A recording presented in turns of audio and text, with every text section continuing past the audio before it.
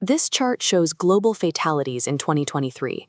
Down here, we have the combined death toll of every active war, every natural disaster, and all road accidents on Earth. And towering over them is this massive unnamed bar. Even when we stack on the fatalities from HIV and malaria, this mystery column eclipses the combined total. This bar is lead. Beyond the sheer loss of life, lead exposure is currently erasing an estimated 2 million IQ points from children around the world, and it is doing that every single day. We treat this threat like a closed chapter in our history, assuming we fixed it long ago. But the reality is, this toxin is taking an unimaginable toll on humanity right now. In the West, we typically associate lead exposure entirely with peeling vintage paint and old plumbing systems. Yet today, 1 in 3 children on Earth has a concentration of lead in their blood high enough to require medical intervention. Take a village in Bangladesh, where a mother recently noticed a terrifying shift in her son, Sim. He had always been a capable student, but slowly things began slipping away. His memory degraded so much that Sim eventually forgot what grade he was in. That is a core piece of a child's identity. So, what exactly is an environmental toxin doing inside a growing brain to completely erase a child's memory of who they are? A child's brain operates a lot like a new city under construction. It relies heavily on calcium to act as a city planner, directing biological crews to build the synaptic roads and bridges necessary for learning, memory, and impulse control. But lead acts as a microscopic imposter. Because its chemical structure is so similar, it masquerades as calcium, tricking the brain into absorbing the heavy metal instead of the nutrient. Lead is a terrible city planner. It directs those biological crews to build chaotic dead-end streets and broken synaptic bridges to nowhere.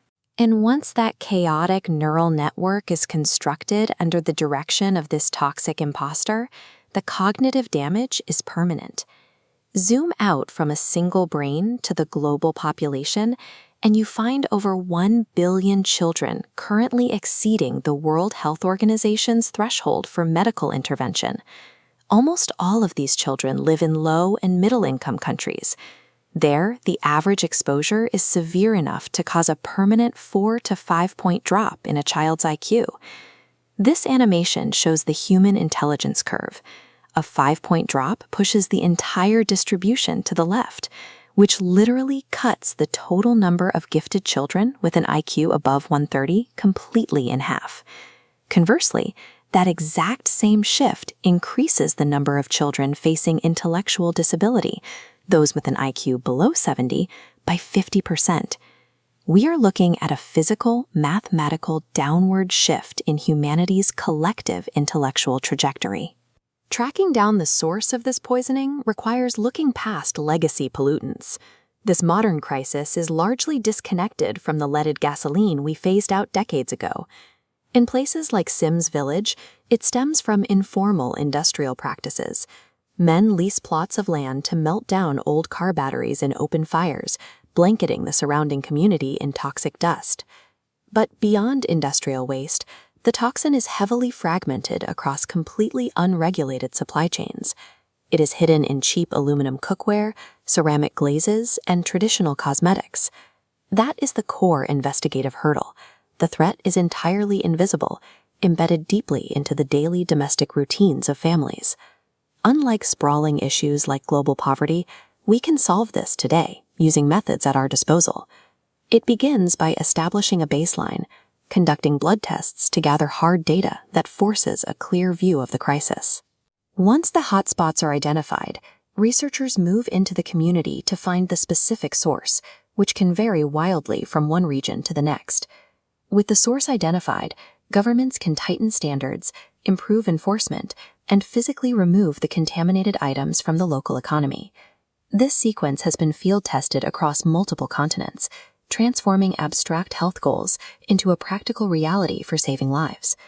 We know this approach works because we have seen it in action.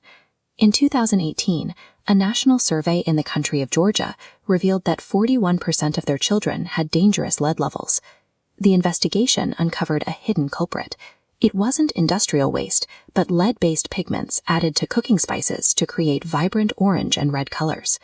The Georgian government responded by strictly regulating those spices.